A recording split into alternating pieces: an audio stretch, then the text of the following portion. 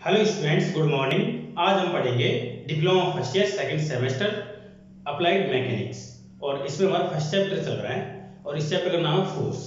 और इसके अंदर आज हम पढ़ने जा रहे हैं बल निकाय, मतलब सिस्टम ऑफ फोर्सेस। एक कोई वस्तु है जिसके ऊपर दो या दो से अधिक बल अगर एक साथ कार्य करते हैं तो उसको हम बोलते हैं बल निकाय, ठीक है, या फिर सिस्टम ऑफ फोर्सेस। दोबारा समझे, किसी वस्तु पर दो या दो से अधिक बल कार्य करते हैं तो उसको हम बोलते हैं बल निकाय, ठीक है। अब हमारा नेक्स्ट टॉपिक है बल निकाय का वर्गीकरण, classification of system of forces. तो यहाँ पर हम कई प्रकार से इनके वर्गीकरण करेंगे, तो हम कुछ पॉइंट लेकर चलते हैं, उनके आधार पर इनका वर्गीकरण करेंगे। तो सबसे पहला पॉइंट है हमारा तल के आधार पर। तल के आधार पर तो देखिए, तल के आधार पर ये दो प्रकार के होते हैं। पहला है समतलीय बल। समतलीय बल, इसको हम बोलते हैं कोप्लेनर फोर्सेस।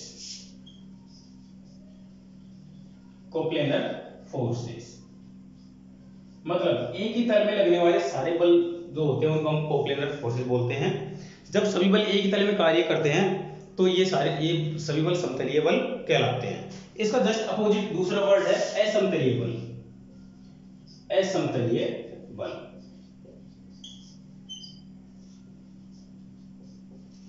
हो जाएगा ये non coplanar forces. Non coplanar forces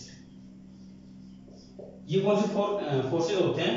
जब लगने वाले जो बल होते हैं, किसी वस्तु पर लगने वाले जो बल होते हैं वो अलग अलग तलों पर लगते हो, मतलब एक तल में नहीं लगकर अलग अलग तलों पर लगते हो, तो ऐसे जो बल होते हैं उनको बोलते हैं हम नॉन कोप्लेनर फोर्सेस, मतलब असमतलीय बल, ठीक है। तो ये तो तल के आधार पर दो प्रकार के हो गए। नेक्स्ट बात करते हैं हम संपर्क बिंदु के आधार पर।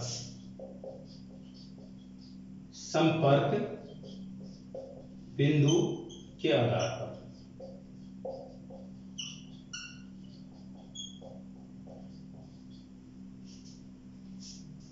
देखिए, संपर्क बिंदु के आधार पर ये भी दो प्रकार के होते हैं। जैसे पहला संगामी बल,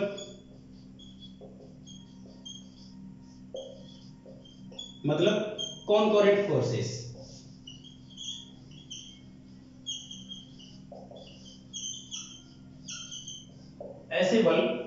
ऐसे सारे बल जो एक ही बिंदु से गुजरते हो संगामी बल कहलाते हैं। मतलब एक ही बिंदु से गमन करने वाले सारे बल क्या कहलाते हैं? संगामी बल, या फिर इनको इंग्लिश में बोलते हैं कॉनकोरेंट फोर्सेस।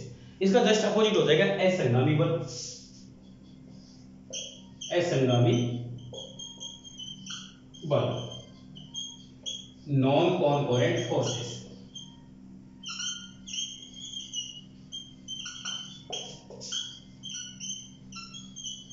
ठीक है, तो यहां पर अगर सारे बल एक बिंदु से न गुजरे, है ना, या फिर उनकी क्रिया रेखा भी कहीं पे एक बिंदु पर न मिले, तो ऐसे बल क्या कहलाते हैं?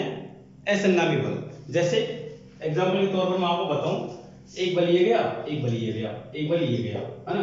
तो अगर एक बल ये गया बिल्कुल, तो देखो ये और ये बल क्या होंगे? कभी भी एक दूसरे से मिलेंगे नहीं, है ना। और ये जो बल होंगे इनको बोलेंगे हम असंगामी बल। तो असंगामी बल एक तरह से जो समांतर बल होते हैं, ज्यादातर उनको असंगामी बल बोलते हैं, क्योंकि ये एक बिंदु पर कहीं पे भी मिलते नहीं है। अब देखिए, अभी हमने पढ़े बल निकाय का वर्गीकरण। दो तरह का है, तल के आधार पर और संपर्क बिंदु के आधार पर। अगर हम इन दोनों को मिक्स करके कुछ बिंदु और बनाते हैं तो यहाँ पर बहुत सारे बल हो जाते हैं, ठीक है। तो देखिए बनाते हैं, कैसे बनते हैं ये हम बात कर लेते हैं। सबसे पहले समतलीय संगामी बल। अगर कोई बल है जो एक ही तल में मौजूद है और एक ही बिंदु से गुजर रहे हैं, तो वो कहलाएंगे समतलीय संगामी बल। मतलब एक ही बिंदु से गुजरे और एक ही तल में मौजूद रहे, तो सारे बल क्या कहलाएंगे? समतलीय संगामी बल। बी बिंदु की बात करें तो ये होंगे समतलीय असंगामी बल। मतलब सारे बल एक ही तल में मौजूद हों लेकिन एक बिंदु से नहीं गुजरे, है ना, तो ये हो जाएंगे समतलीय असंगामी बल, समतलीय असंगामी बल। आप समझ गए होंगे कैसे कि हमने पहले क्या किया, इस समतलीय को इन दोनों के साथ लगा दिया। अब इस असमतलीय को इन दोनों के साथ लगाएंगे तो क्या बन जाएगा, सी पॉइंट देखिए यहां पर असमतलीय संगामी बल, असमतलीय संगामी बल।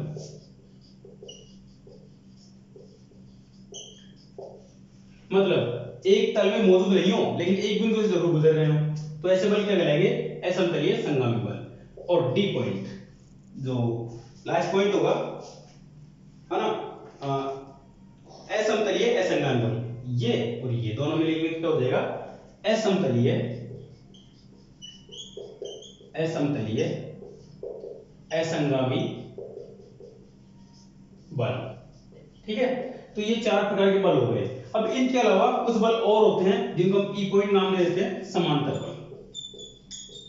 समांतर बल, ये समांतर किसी भी दिशा में हो सकते हैं, तो इनको हम पैरेलल फोर्सेस बोलते हैं। तो ये पैरेलल फोर्सेस कुछ इस तरह से हो सकते हैं, इस तरह से है ना, या फिर ऐसे भी हो सकते हैं, एक इधर गया एक इधर गया एक इधर गया, ऐसे भी हो सकते हैं, या फिर ऐसे भी हो सकते हैं। तो यहां पर डायरेक्शन या तो अपोजिट होगी या उसके बराबर होगी, है ना, तो ये कहलाते हैं लाइक पैरेलल। ये जो फोर्सेज है ये लाइक पैरेलल है और ये अनलाइक पैरेलल है। ठीक है, तो ये हमारा क्लासिफिकेशन हो गया, है ना। अब हम बात करेंगे इस बलों के जो कुछ गुण होते हैं बल लगने के आधार पर, जैसे बल कैसे हैं, साम्यकारी बल है, संतुलन वाला बल है, या परिणामी बल है, या क्रिया बल है, प्रतिक्रिया बल है, उनके आधार पर हम इनका नामकरण करेंगे। तो मैं इसको मिटा रहा हूं, आप वीडियो रोककर आप इसको उतार लीजिएगा। ठीक है,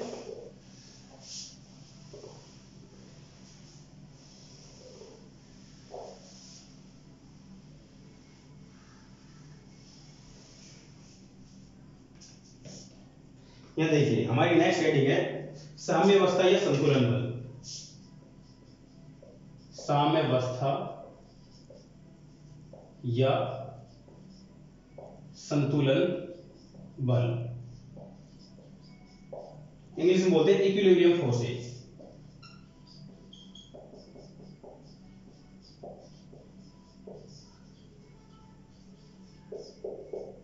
ठीक है, देखो क्या होते हैं ये, जब किसी वस्तु पर दो या दो से अधिक बल कार्य कर रहे होते हैं तो उनके प्रभाव, उनका जो सभी बलों का क्या है, साम्यावस्था संतुलन में क्या होता है, जैसे मान लो एक वस्तु पर बहुत सारे बल कार्य कर रहे हैं, जैसे ये बुक है, इसके ऊपर एक बल यहाँ लग रहा है, एक यहाँ लग रहा है, एक इधर लग रहा है, एक नीचे लग रहा है, एक इधर लग रहा है, बहुत सारे बल लग रहे हैं, तो इनका कोई ना कोई परिणामी बल निकलेगा। तो उस परिणामी बल के परिमाण में बराबर और दिशा में विपरीत बल होता है, उसको बोलते हैं साम्यावस्था या संतुलन बल। ठीक है, यहाँ पर क्या परिभाषा दी हुई है, जब किसी वस्तु पर दो या दो से अधिक बल इस प्रकार कार्य करते हैं कि उनके प्रभाव से वस्तु की स्थिति अपरिवर्तित रहे, तो इस अवस्था को साम्यावस्था कहते हैं। मतलब बहुत सारे बल लग रहे हैं इसके ऊपर और एक बल ऐसा लगे जो इसके सारे प्रभाव को खत्म कर दे, मतलब ये वस्तु गति नहीं करे, अपनी जगह पर रुकी रहे, तो यहाँ पर जो वस्तु की गति को बिल्कुल जीरो कर दे, ऐसा जो बल होता है उसको बोलते हैं साम्यकारी या संतुलन बल। ठीक है, अब साम्यकारी बल तो मैंने आपको बता दिया। नेक्स्ट बात करते हैं परिणामी बल की। तो मान लीजिए एक परिणामी बल हेडिंग डालते हैं, परिणामी बल, इंग्लिश में बोलते हैं इसको रिजल्टेंट फोर्सेस, रिजल्टेंट फोर्स। तो ये क्या होता है, एक वस्तु पर जब बहुत सारे बल लग रहे होते हैं तो वहां पर हर एक बल अलग अलग दिशा में होता है, तो उन सभी बलों का कंबाइंड इफेक्ट लिया जाता है, और कंबाइंड इफेक्ट जिस दिशा में कार्य करता है और जिस परिमाण से कार्य करता है उस बल को बोलते हैं परिणामी बल।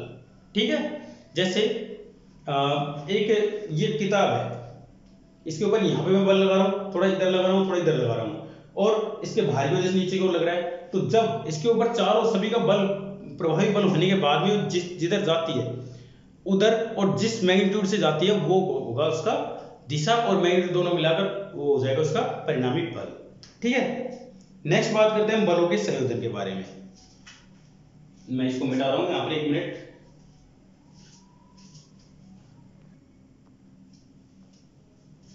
देखिए बलों का संयोजन, मान लीजिए कोई बिंदु है, ये बिंदु है ना, इसके ऊपर बहुत सारे बल कार्य कर रहे हैं।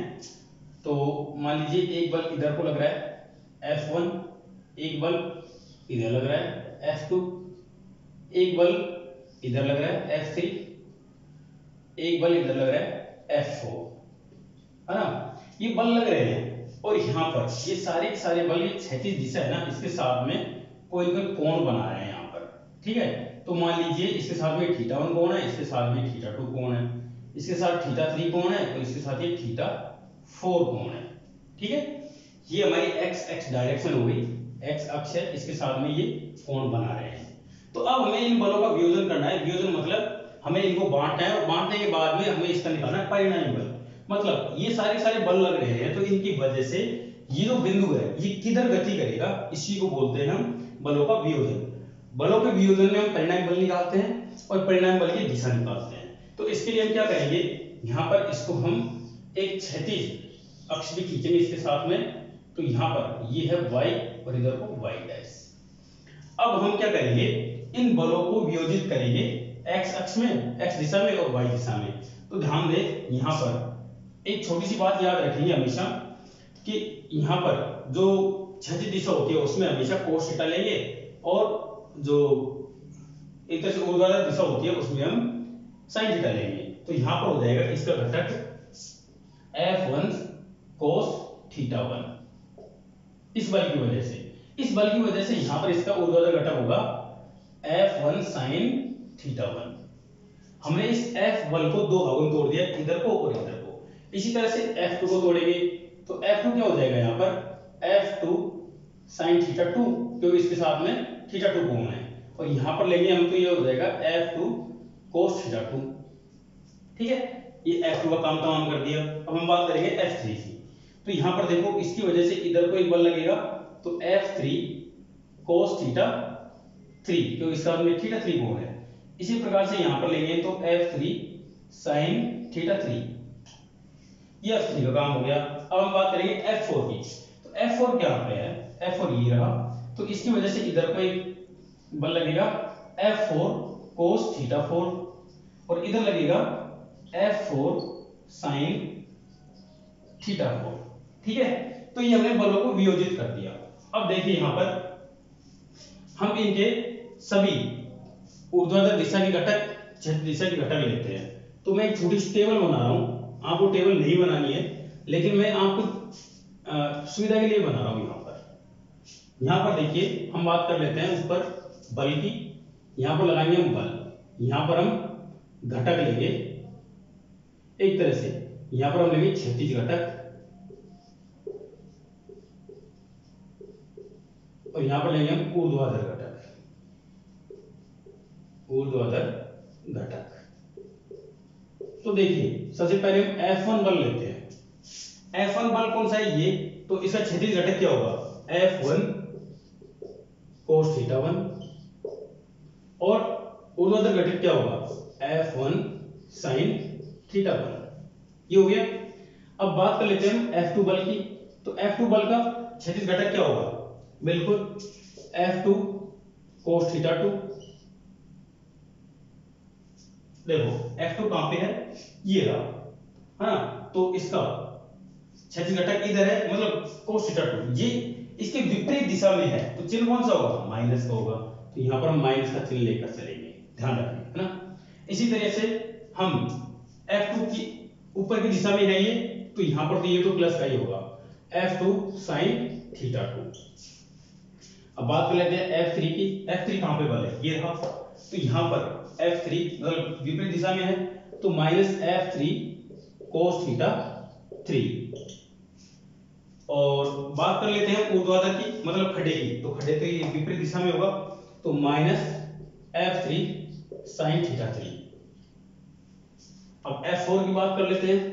F4 बल ये रहा, तो इसका क्षैतिज घटक क्या होगा, F4 cos θ4, F4 cos θ4। ये पॉजिटिव डायरेक्शन में इसलिए प्लस का आएगा। यहाँ पर F4 ये रहा, नेगेटिव डायरेक्शन में नीचे की ओर, इसलिए F4 sin θ4। ये हो गए हमारे चारों घटक। अब बात कर लेते हैं हम सिग्मा एच और सिग्मा वी। मतलब क्षैतिज दिशा के सभी बलों का हम योग करेंगे, ठीक है। तो योग करके जो भी आंसर आएगा उसको हम सिग्मा एच नाम देंगे, जोड़ लेंगे कैलकुलेटर की सहायता से, और यहां पर इन सभी का योग आएगा उसको हम सिग्मा बी नाम देंगे। तो यहां पर हम परिणामी बल कैसे निकालेंगे, तो इसके लिए जो एक फॉर्मूला होता है परिणामी बल, परिणामी बल जिसको हम आर फॉर रिजल्टेंट फोर्स नाम देंगे। तो इसका एक चिन्ह होता है, इसको हम बोलते हैं स्क्वायर रूट मेथड। तो यहां पर सिग्मा एच का whole square plus sigma B का होल स्क्वायर, इस फॉर्मूले से हम परिणामी बल निकाल लेंगे। और परिणामी बल की दिशा देखो, परिणामी बल की दिशा, तो परिणामी बल की दिशा क्या होगी, tan theta equal to sigma B upon sigma H, इस फॉर्मूले से निकालेंगे। अगर हम बिल्कुल ही थीटा निकालना चाहें तो क्या होगा, tan inverse sigma B upon sigma H. तो ये फॉर्मूले होते हैं बलों को वियोजित करने के। तो जब हम इसके न्यूमेरिकल करके देखेंगे तो ये बहुत अच्छी तरह समझ में आएगा। तो तरीका हम यही अपनाएंगे। अब हो सकता है कि आपका जो सवाल है उसमें ये बल चारों दिशाओं में ना होगा, किसी दो दिशाओं में, तीन दिशाओं में हो, या फिर हो सकता है एक दिशा में दो बल हो, बाकी दिशाओं में और बल लग रहे हो। तो यहाँ पर ये बल किसी भी दिशा में हो सकते हैं, किसी भी कोण पर हो सकते हैं। तो इसके लिए आपको कैलकुलेटर की जरूरत होगी। आप एक साइंटिफिक कैलकुलेटर जरूर खरीद लें। देखो साइंटिफिक कैलकुलेटर कैसा होता है, ये रहा साइंटिफिक कैलकुलेटर, ठीक है। यहाँ पर मेरे पास में FX100 MS है, आप FX BSc MS का कैलकुलेटर जरूर खरीदेंगे, है ना। 100 MS का नहीं खरीदेंगे क्योंकि ये थोड़ा सा महंगा भी होता है और कई बार इसको एग्जाम में रोक देते हैं, एग्जाम ले जाने से रोक देते हैं। इसलिए आप सिर्फ 82 MS का ही कैलकुलेटर खरीदें।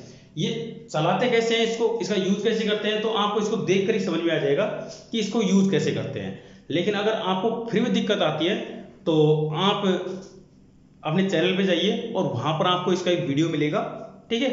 और वहां पर जाकर आप सर्च कीजिए कि साइंटिफिक कैलकुलेटर कैसे चलाएं या साइंटिफिक कैलकुलेटर कैसे ऑपरेट करें, आपको इसका वीडियो मिल जाएगा। आप वहां पर जाकर आप सारे फंक्शन सीख लीजिएगा इसके, आपको कोई दिक्कत नहीं आएगी, सारी कैलकुलेशन आप इजीली कर पाओगे, ठीक है।